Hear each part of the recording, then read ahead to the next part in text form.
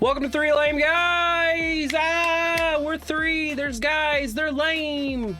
Maybe three fat guys? I mean, we may change the name. I'm also accepting applications for three fat nerds, three lame nerds, three nerd guys. whatever we go by, as long as the count is correct, I think we're in good shape. But I'm Mr. Cack, that's Nerd Jared, that's TJ, we are Three Lame Guys, and we are here to talk about stuff. It's been a while since we made a podcast episode, but with the recent week we've had where two major icons in our lives, Ozzy Osbourne and Hulk Hogan, have passed away, and that is no disrespect to Malcolm Jamal Warner, who I was never a big Cosby person. My TV families were more Family Matters, Same. Full House, and Fresh Prince. Yeah.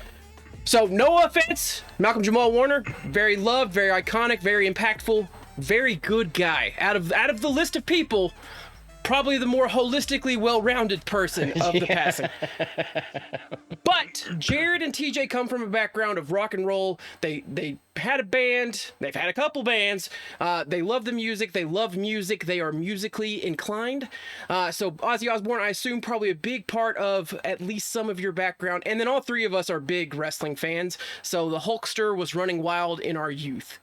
So we wanted to take a time just to talk about those two individuals, and then if we have time, I've got some lame trivia quizzes that we can play on both Ozzy Osbourne and Hulk Hogan to test your respective knowledges on these individual. But to start things off, TJ, Jared, let's start with Ozzy Osbourne. Well, I mean, before we start, let's just admit both Ozzy and Hulk have had questionable personal instances in their lives. Well, we can agree on that, right? sure, yes. If you count snorting a line of ants, questionable. So Ozzy was much more self-destructive. He wasn't doing things to harm other people or saying anything that would harm people. Now Hulk, kind of a dick, kind of an asshole. And in many regards, people think he's a racist. And yeah, but it's hard to deny that both of these individuals, whether you want to not advocate for Ozzy Osbourne's lifestyle and how self-destructive it may have been, even though he lived as long as, oh God, I just saw it today. Who was the exercise guy? Richard Simmons. Both. I saw a meme today where they both lived to be 76, and it was one dedicated their life to exercise and living well. The other one bit bats and did drugs and was rock and roll. And the moral of the story is just live your damn life the way you choose and be happy and have fun. And then, I mean, Ozzy, he did stuff to himself. He lived a lifestyle that maybe is pretty questionable, but all in all, kind of a wholesome bat-eating mother trucker. Like he had love for his family. Shen! Well, we got to see a lot of his family. We got to see a lot of Hulk's family, for better or worse. We got to see a lot of the Terry Hogan or Terry. What's his actual last name? Well, I'm not sure how you say it. Balea, I think. Yeah. Well, okay. Let's start with Ozzy. You boys, as our resident lame guy musicians, thoughts, introspect, retrospect, feelings, favorites. Ozzy Osbourne, the floor is yours. TJ, you want to start or you want me to go for it? Yeah, I don't even know where to start, honestly. So, that's the trickiest part. I mean, okay, so when we were talking about this earlier, the first thing that kind of popped to mind was like the first time I think I actually listened to Ozzy. And I don't know if you remember this, Jared.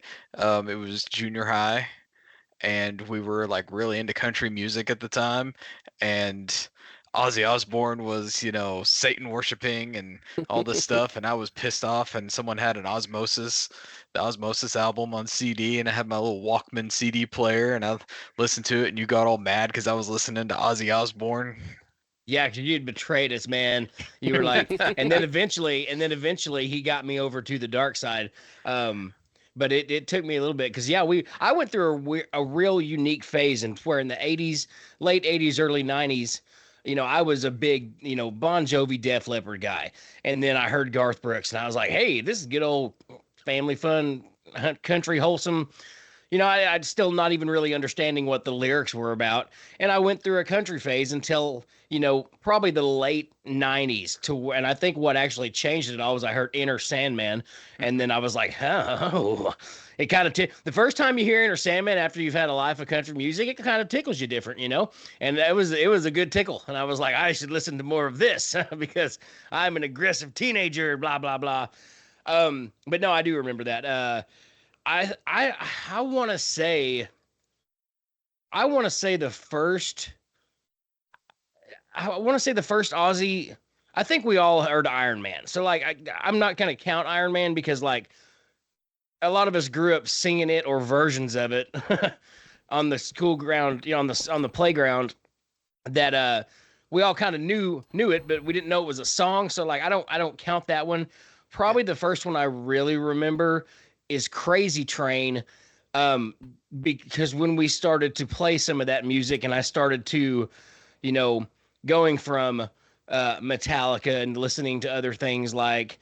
I never really liked Marilyn Manson, but I did like several of the songs, and I was kind of that way with a lot of artists. Like I wasn't going to run out and buy the CD, but I really liked that one song or that couple songs here and there.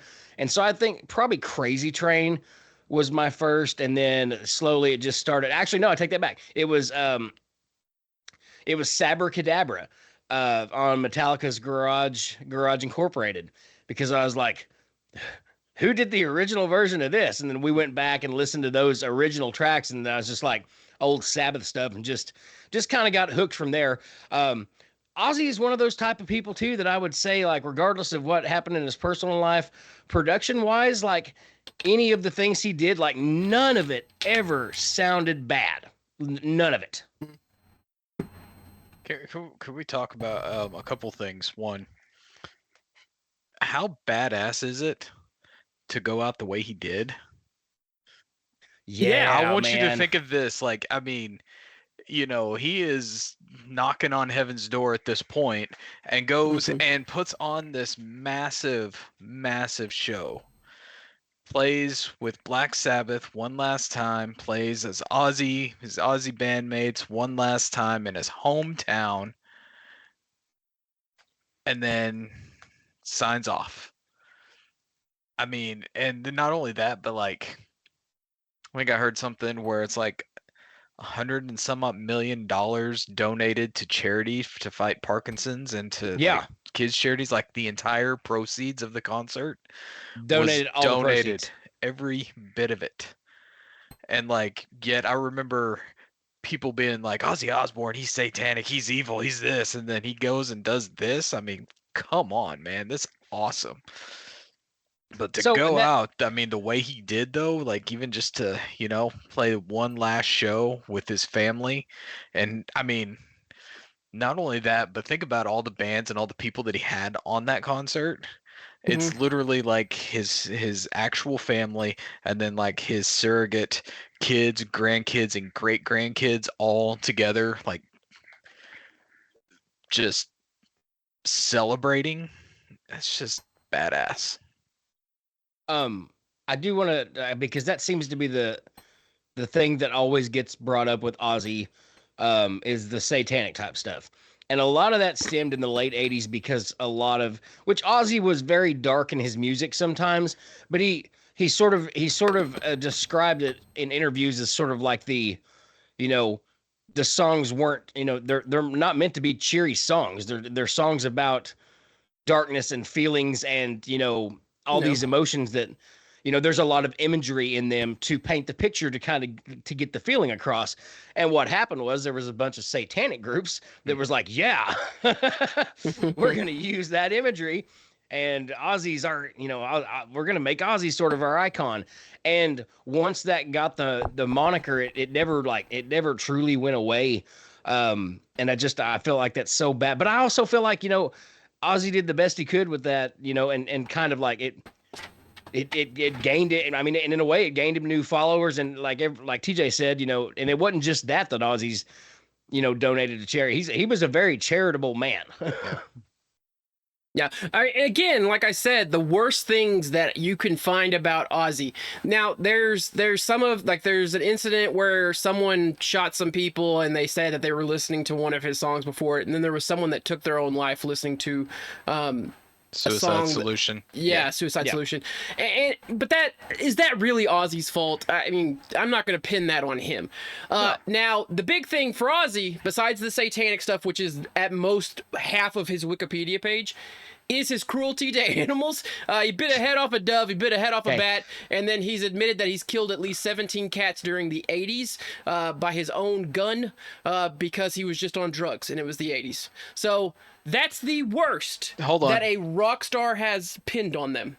To be fair, there is a lot of strays around here, and I want to do that, and I'm not on drugs. I'm just saying. So, but I'm just saying, PETA, don't arrest us. You can't cancel us anymore, PETA.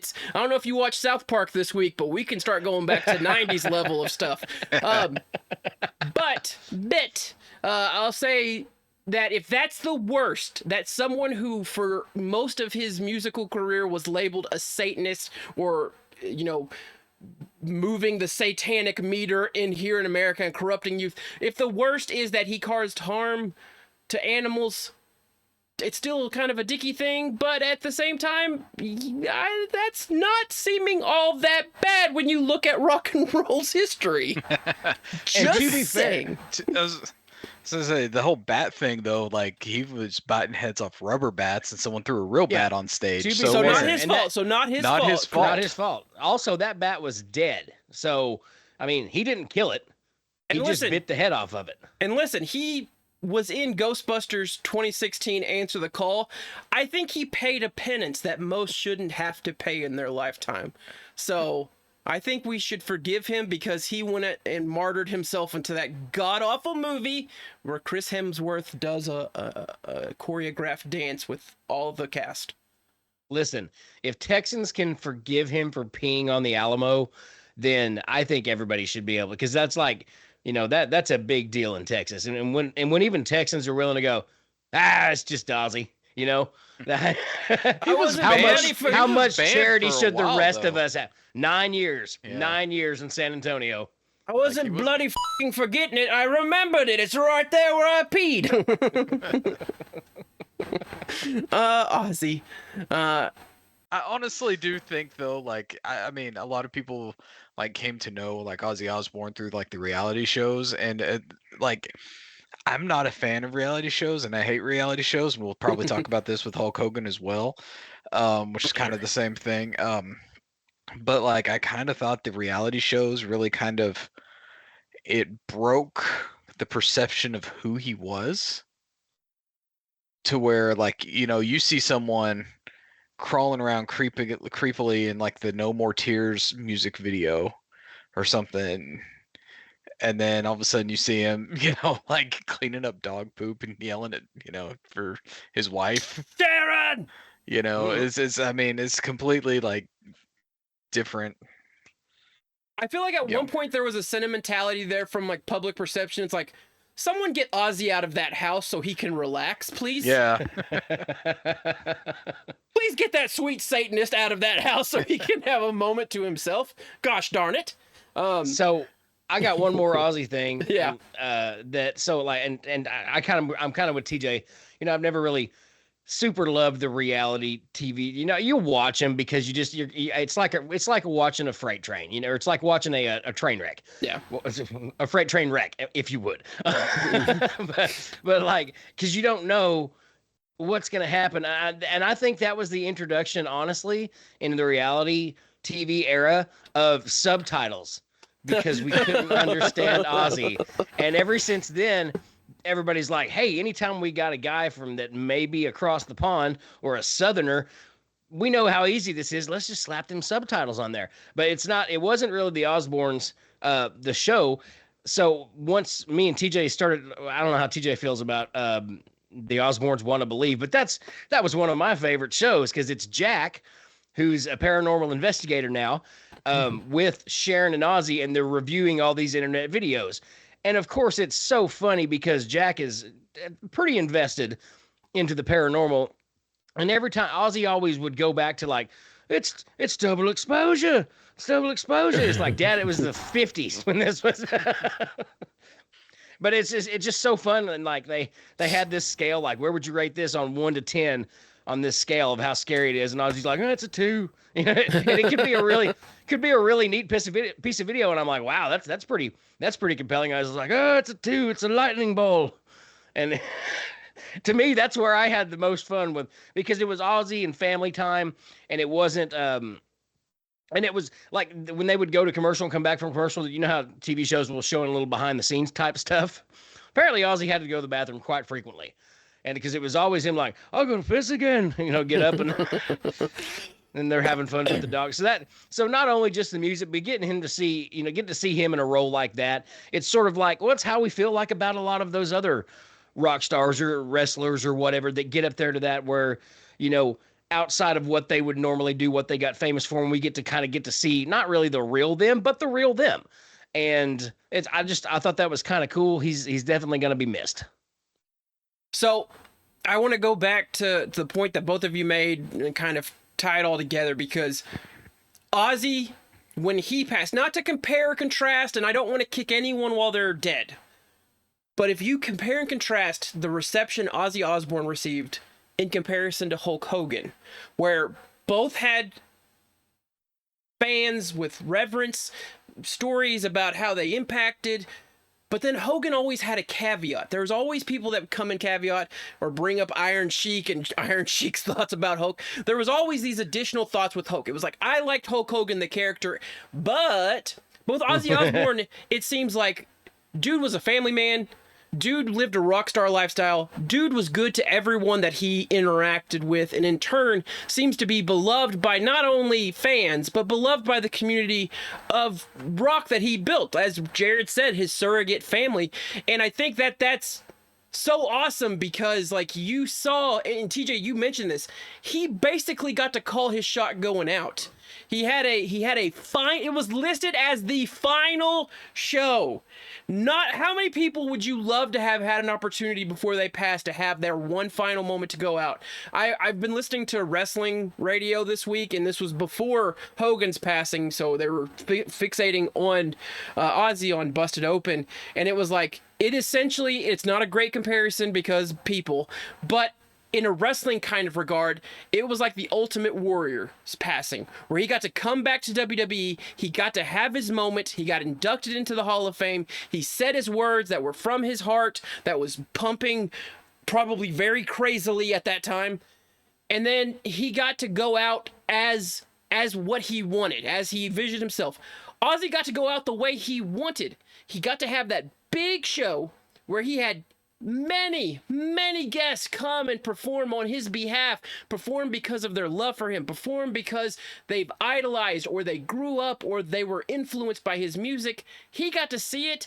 I know that there was some stories about how he was like, they were trying to keep him during like practice, stuff like that, not singing to like rest his voice and, just let him be. And he felt so compelled during all of this that he found himself getting up and singing along and singing with and singing the songs himself because he was happy. That is amazing. Not very often do people get a chance to be their happiest, be in their element, be in their moment before they go. And then he got to pass surrounded by family. That's just, it's never a happy moment to see someone go.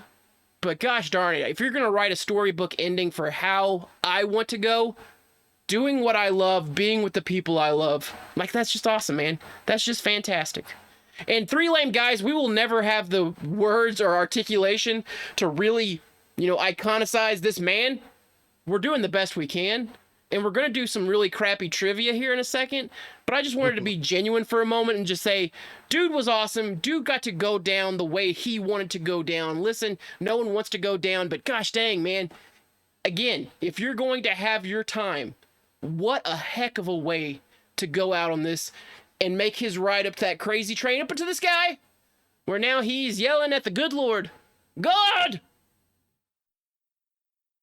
All right, you guys want to do some trivia? Amen. You guys want to do some trivia? Hold Let's on, do some before we trivia. do that though, Jared, how many like Aussie songs did we end up covering in our 20 some odd years of playing music. Close All to right, 20 some odd years of playing music. Okay, so we did Paranoid. Paranoid. We did what's the one we did that went into Paranoid? Uh, why can't I think of it? Da da da da da da. Da. Well, the name is just like escaping me right now. That one. Yeah. Why can't I remember the name of that song? Was it NIB? NIB, Nativity in Black. Okay, there we Yeah. go. All right, so those two. Um, I don't think we ever attempted Crazy Train, though. I have played Crazy Train with another band before. Yeah, I mean, I know we've played it. We've played around with it like several times. I don't think we ever did it on stage. No, never on stage. Did we do that might have been it. I know we did Paranoid a lot. We never did Iron Man. We never did any of the new stuff. Mama, I'm Coming Home was in I think it's in a different key, so it never fit into the GDC medley. Yeah. Although that's probably just a lack of effort on my part. I probably could have worked it in. And now and again, okay, that's to say that we never played them live. That's not to say that we never dicked around with them or tried to figure out a way to do it. Because if that's the case, I mean, like either way, which ones haven't we played? Yeah, like the kind of point I'm getting to is like, here's the thing, like when we were playing music, learning how to play, growing up and playing, like Ozzy, Black Sabbath was a go-to to learn because they were so popular and it was so good. So, and then the fact that like, you kind of hope people still do that, still go back to the Ozzy and the Black Sabbath just to kind of keep that alive. But man, some good times. I wish I could have seen him live, Yeah, that would have been fun. I think the closest chance we got, he was in Little Rock one time, and I don't remember if it was ticket prices or if it was just at the point where we were like super big fans. But I remember we didn't go, and that was I might be kicking myself for that because we had a lot of it, or we hadn't quite even got into the metal phases yet. Because I want to say that was probably around the time we were 13 or 14 when the last time he was in Little Rock. And like we had a chance to go see Ronnie James Dio and Black Sabbath, in Dallas, and we kind of were like, nah, we'll pass on it. And then like not long after that, like Ronnie James Dio passed. Here's the thing. Okay, for like one final thought on it. If you ever like watch any of Ozzy's interviews back after Randy Rhoads, probably the best thing that I can think of is Ozzy and Randy Rhoads are back together, man. So to end on your final note with the final note, you know how every time. So my note's not the final note? No, it's not. No, not this time. Anyways, you might get one in at some point. But so speaking of being reunited, we've all seen and you especially see this with wrestlers. Anytime a wrestler dies, they always do the staircase leading to heaven the staircase leading to heaven. And they've got all the wrestlers welcoming in the new person. One of the ones I saw this last week was Dio on the staircase, like, yeah, it's Ozzy, and you just see him from behind. It was really cool, but it was really sad.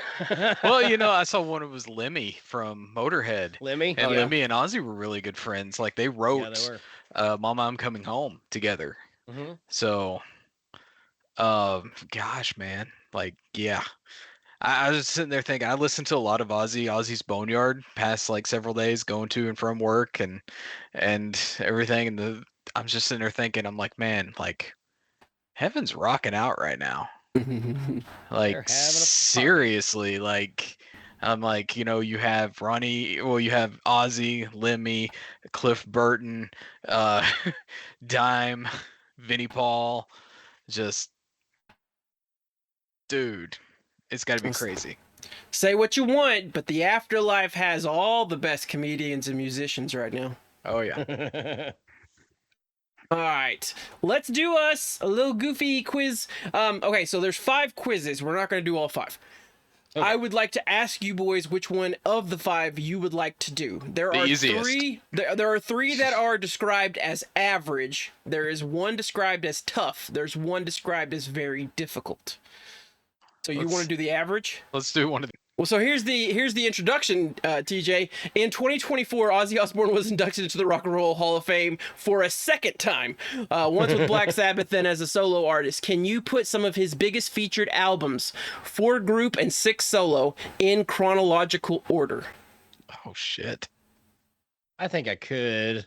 I think I can get close. I don't think I can get close on that. Yeah. All right, so we are going Okay. to, well, this, that'll be fine. That'll be fine. I can always just zoom the camera focus in. So we're guessing the correct order. We have 1 down to 10, 1970 down to 2020. They've even given you a couple of little hints there, I would assume, with Randy Rhoads and Mama. Yeah. Mama! So boys, this is your forte. So I cede the floor to you all once again to see if we get this right. I can tell you number 8 is No More Tears. Yeah, agreed. No More Tears. And number 8. 1 is Paranoid. Yes. Um Bark at the Moon is going to be Randy. Is that Randy Rhoads? That is Randy Rhoads. No, I don't think it is. Wait, hang on. I want to say Ordinary Man is number 10. Yeah, Ordinary Man, and then Bark at the Moon and Diary of a Madman are both pretty early. Erzy. They're both pretty Erzy. I sound like Ozzy talking about Erzy. Sharon! Sharon! See, I mean, I don't remember Randy Rhoads being in the Bark at the Moon music No, video. because if it was after 84, he had already died. Let's say 13 is number 9, which is kind of odd to say. Wait a minute. Which Well, one are the 4? Which hold one on. are the 4 Sabbath songs? Paranoid's the one. Master of Reality. Is I Master of feel like Reality before Paranoid? Well, the first album's Black Sabbath, and then I think the second album was Paranoid, maybe? Oh, Was the gosh. album called Paranoid, though? Yeah. Okay. Okay, let's concede this. I think, man, see, I can't remember where Blizzard of Oz came The out. word tribute, like I I don't remember remember Tribute. I remember like the album 13, and I know it wasn't before No More Tears, and I know Ordinary Man was number 10. Yeah. I mean, I know because I know. I say I know. I have no freaking clue. So okay, so we know that Blizzard, Diary, and Bark at the Moon are fairly early. I think Blizzard of Oz is Randy Rhoads. Okay. Why is that No, one yellow? Diary of a Madman, I think, is Randy Rhoads. Okay. Yeah. All right. So Bark at the Moon would have been after Diary of a Madman. So I'm going to say maybe that's, I don't know if it's 5 or 6. Put it at 6 for now, Mr. Cack. Okay. And let's see. And then Blizzard of Oz, I feel like that's still pretty early. Like maybe right after Black Sabbath. Or no, was Diary of a Madman after Sabbath? Diary of What a was this Madman first was CD? Diary of a Madman was after Sabbath. I think Blizzard of Oz was before Diary of a Madman. I have Okay, no I idea. think you're I right. want to go to Wikipedia so bad and look this up. Not yet. Let's put I think 3. yeah. And then It's gonna be so bad. We're gonna like we've probably got 2 of them, right? Don't worry. Just know that people watching our videos, the 4 of them, are yelling at the screen right now. No! yeah. So let's put Master of Reality number 2. Okay, I feel like that's got to be an older title. Never Say Die. Let's do that at 5 and Tribute at 7, just because it sounds like it may be later on. All right, let's look at it. Let's look at it, I'm boys. not Look at it. I'm not happy with I'm not happy with Tribute. Well, You want to switch do you wanna Tribute make and a Master of move? Reality? Um, Or or tribute and Never Say Die? See, actually, let's do this. Put Bark at the Moon at 5. Ooh, there you go. And so then here put- is 6. I like that a little bit better, but I still don't like any of it. I'm trying to remember what tribute was, because I know he did like a covers album, but I can't remember feel what it was like- called. And I think like maybe Ordinary Man could have been before 13. I just know No More Tears. Screw it. That's good enough. Yeah, let's see let's do it. let's see how Let's we do did. it. All right, let's see how we did. The last person, the most recent person to guess, got 6 out of 10. Oh, the most dang. recent scores was a 10 out of 10 and a 6 out of 10, a 5 out of 10. Oh, someone got a 2 out of 10. 2 out of 10. All right. Okay. Let's see if we Okay, can beat good. guess Let's see. 204. Let's see if we can get a 1 out of 10. All right. Last 3 plays: a 10 out of 10, 6 out of 10, 5 out of 10. Let's see where we stack up with the last 3 plays. All right, here we go. So you got Paranoid right. You got Master of Reality right. Okay. Never Say Die was Blizzard of Oz at 3. Okay. Blizzard of Oz was Diary of a Madman. Okay, Diary of just a Madman offset. was Bark at Man. the Moon. Bark at the Moon was Never Say Die. Oh, Tribute was number 7. Nice. No More Tears was Nice. number 8. 13 Nice. was number 9. Yeah. And Ordinary Man was number 10. So we got what is that? Therefore you score 9. Yeah, What? that's No, that's not correct. How's that correct? How's that correct? We had like 2 of them out of order, though. We only had Wait, what like is it? 2, or one, we had one out of no, we had one of them out of order. Scroll up. I was trying to scroll up. So Bark. Okay, so we had them in order. Blizzard of Oz. Okay, we had number 4. It was number 3. Diary of a Madman. We had a number 4. It was. Or we had a number 5. It was number 4. Bark at the Moon. We had them in order, except for Never Say Die was the only one that was out of order. Oh, okay. Maybe they So gave we us a had- point for that. Hey, Yeah, so- hey, listen. I don't know how you count, and I don't care because we got almost perfect, baby. Yeah. We either got a Yeah. 7 out of 10 or we got a 9 out of 10. We got a this- 9 out of 10. We this got quiz because type because has a that base value of 15 points. one was out of order. That was it. Only one. The average score for this quiz is a 7 out of 10. Guess what, boys? We may be 3 lame guys, but we're also above average. Whoa, whoa, whoa, whoa, whoa, whoa, whoa. And so that, I don't know if that's how we end the Ozzy Osbourne, but that's how we're gonna end the Ozzy Osbourne. Almost perfect. Almost Almost perfect. And you know what? He lived a life that was almost perfect, but he got a perfect ending to all of this. So go out there, show your tributes, have your fun, do everything you can to uplift. And remember, I know some people are even talking about maybe holding a yearly Ozzy Osbourne tribute. So the rock community may have a lot of more with the celebration of the life that was Ozzy Osbourne. But 1, 2, 3.